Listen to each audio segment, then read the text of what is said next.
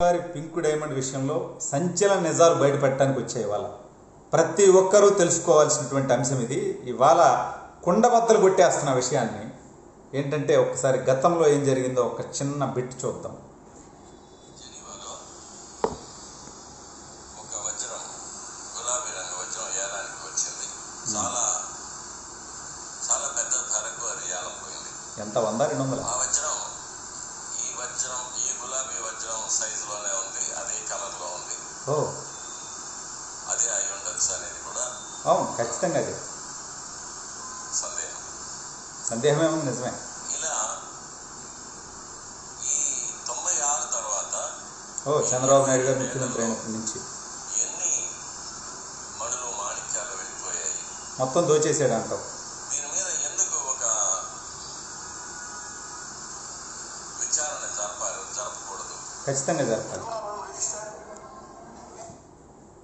గౌరవనీయులు పెద్దలు పూజ్యులు రమణ దీక్షితులు గారు గత ప్రభుత్వం ఉన్నప్పుడు చేసినటువంటి ఆరోపణలు, గతంలో ఉన్నటువంటి పింక్ డైమండ్ మాయం చేశారు చంద్రబాబు నాయుడు గారి ప్రభుత్వంలో పెద్దల హస్తంతో అని.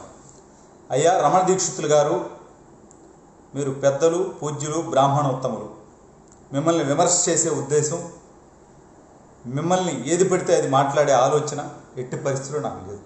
ఎందుకంటే 100 కోట్ల మంది ఆరాధ్య దైవమైనటువంటి కలియుగ ప్రత్యక్ష దైవం శ్రీ వెంకటేశ్వరుని దాదాపు 40 సంవత్సరాలుగా మీరు ఆయన కైంకర్యాలు చేసేటువంటి అదృష్టం, మహాభాగ్యం కలిగినటువంటి వ్యక్తి మీరు.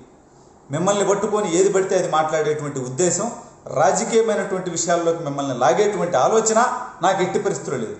కానీ ఆ కలియుగ ప్రత్యక్ష దైవానికి 40 సంవత్సరాలు కైంకర్యాలు చేసేటువంటి అదృష్టం దక్కినటువంటి మీరు ఇవాళ పింక్ డైమండ్ గురించి ఎందుకు మాట్లాడట్లేదు అనేది నా మనసును దహించి వేస్తూ ఉంది. నాకు బాధగా ఉంది. ఒక హిందువుగా నాకు నిద్ర పట్టట్లేదు. ఎందుకంటే ఆ పింక్ డైమండ్ చంద్రబాబు నాయుడు గారే తీశారా అనేది బయట పెట్టాల్సిన అవసరం ఉంది. లేదంటే ఎవరైనా అధికారులు దోచుకున్నారా అని తెలుసుకోవాలని ఉంది. లేకపోతే మీరే ఏమన్నా అంటే అనాల్సి వస్తూ ఉంది. ఎందుకంటే రాష్ట్రానికి 3 సార్లు ముఖ్యమంత్రిగా చేసిన వ్యక్తే తప్పు చేశాడేమో అని మీరు ఆరోపణలు చేసినప్పుడు, రాజకీయ ఆరోపణలు మీరు చేసినప్పుడు ఆ వజ్రం ఎక్కడుందో మీకే తెలియాల్సినటువంటి అవసరం ఉంది. ఒకవేళ నిజంగా మీరు అన్నట్టు జెనీవాలో ఆ వజ్రం కనుక వేలం జరుగుంటే 100 కోట్ల హిందువుల ఆరాధ్య దైవం వజ్రం పరాయి దేశంలో ఉండటానికి నేను ఒప్పుకోను. అవసరమైతే వెంకయ్యనాయుడు గారితో మాట్లాడదాం, ప్రధానమంత్రి నరేంద్ర మోడీ గారితో మాట్లాడదాం, అశోక్ సింఘాల్ గారితో మాట్లాడదాం, పెద్దలందరితో మాట్లాడదాం. మనం ఖచ్చితంగా ఆ యొక్క వజ్రాన్ని భారతదేశానికి తీసుకొచ్చేటువంటి ప్రయత్నం మనందరం చేయాల్సినటువంటి బాధ్యత మనందరి మీద ఉంది. కానీ ఆ వజ్రం పోయింది నిజమే. 1996 నుంచి ఎన్ని వజ్రాలు పోయాయి, ఎన్ని వైడూర్యాలు పోయాయి, ఎన్ని నగలు పోయాయి, శ్రీవారి దగ్గర ఉన్నటువంటి నగలు ఎంత మిస్ అయిందనేది ఇవాళ విచారణ జరిపించమని మీరు జగన్మోహన్ రెడ్డి గారిని ఎందుకు కోరట్లేదు అనేది అనుమానాలకు తావిస్తుందయ్యా. ఒక్కసారి నాలాంటి కోట్ల మంది హిందువుల మనోభావాలు గౌరవించి నువ్వు జగన్మోహన్ రెడ్డి గారిని కలువు. శ్రీవారి నగలు ఏవేవైతే మిస్ అయినాయో వాటన్నిటి మీద కంప్లైంట్ ఇవ్వు, వాటి మీద విచారణ జరిపించు. అవన్నీ వెనక్కి తీసుకురావాల్సినటువంటి అవసరం ఉంది. గతంలో ఈ వైసీపీ నాయకులు చివరికి ఆ పింక్ డైమండ్ నారా బ్రాహ్మణి గారి దగ్గర ఉంది అన్నారు. ఖచ్చితంగా ఆవిడ మీద చర్యలు తీసుకుందాం. కలియుగ ప్రత్యక్ష దైవం శ్రీ వెంకటేశ్వరుడా నారా బ్రాహ్మణి గారా అంటే ఖచ్చితంగా నాకు కలియుగ వెంకటేశ్వరుడికే నేను ఆయన తరపునే నిలబడాలా, ఆయనకి న్యాయం జరగాలనే నేను మాట్లాడాలా. ఖచ్చితంగా నాకు ఆయన కంటే ఎవరు ఎక్కువ కాదు, నీకు కూడా ఎవరు ఎక్కువ కాదు. ఆయన కంటే చంద్రబాబు నాయుడు గారు, జగన్మోహన్ రెడ్డి రాజకీయాల్లో నీకు ఆయన కంటే ఎక్కువ అని నేను అనుకోవట్లా. ఎందుకంటే నేను ఒక భక్తుడిని, నువ్వు స్వయంగా ఆయన కైంకర్యాలు నిర్వహించినటువంటి ప్రధాన అర్చకుడు. కాబట్టి ఇవాళ ఆ పింక్ డైమండ్ నువ్వు తేల్చాలి.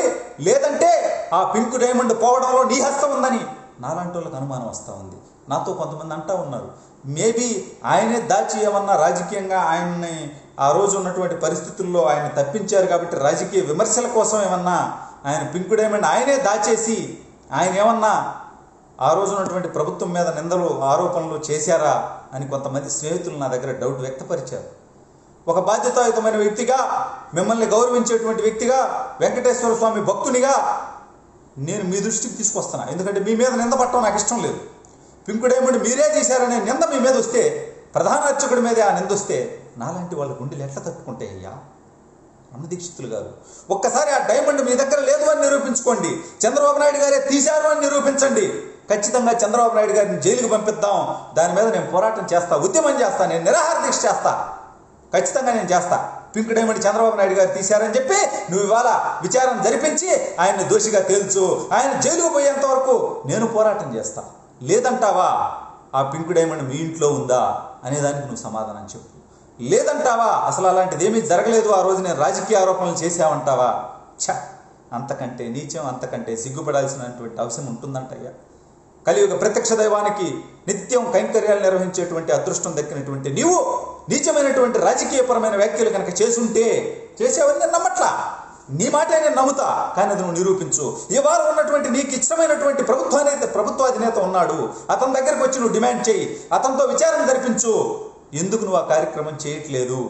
ఎందుకు నువ్వు ఇవాళ గుంతెత్తట్లేదు? ఎందుకు నువ్వు ఇవాళ మీడియా ముందుకు రావట్లేదు? ఎందుకు అవసరమైతే మనం ప్రధానమంత్రి దగ్గరకు పోదాం, నేను అపాయింట్మెంట్ తీసుకుంటా. శ్రీవారి నగల విషయంలో కనుక నిజంగా తప్పు జరిగి ఈ దేశ ప్రధానమంత్రి దగ్గరికి వెళ్ళి మనం పోరాటం చేసైనా సరే ఆ నగలను వెనక్కి తెప్పిద్దాం. అక్కడ జరిగినటువంటి ఏదైతే తప్పిదాలు జరిగాయో ఆ దోషులను శిక్షించేంత వరకు మన ఇద్దరం పోరాడదాం. నీ వెనక నేను నిలబడతాను. నాలాంటి కొన్ని లక్షల మంది, కోట్ల మంది నిలబడటానికి సిద్ధంగా ఉన్నారు. నిజంగా అక్కడ తప్పులు జరిగినాయని కనుక నువ్వు నిరూపించగలిగితే, ఒకవేళ నిరూపించకుండా నువ్వు కనుక రాజకీయ ఆరోపణలు చేస్తుంటే, నీలాంటి వ్యక్తి ఆ తిరుమల కొండ మీద ఉండటానికి కూడా హక్కు లేదు నీకు. స్వామివారి దాకా పక్కన పెడితే ఆ తిరుమల ఛాయల్లో ఉండటానికి కూడా నీకు హక్కు లేదు. ఎందుకంటే ఇవాళ నువ్వు చేసినటువంటి ఆరోపణలు నిరూపించాల్సినటువంటి రోజు వచ్చింది. ఇవాళ నువ్వు కోరుకున్న వ్యక్తి, నువ్వు హైదరాబాద్లో సిలువ గుర్తు ఉంటే కూడా ఆ ఇంట్లోకి నువ్వు ప్రవేశించి నువ్వు చర్చించి వచ్చావు.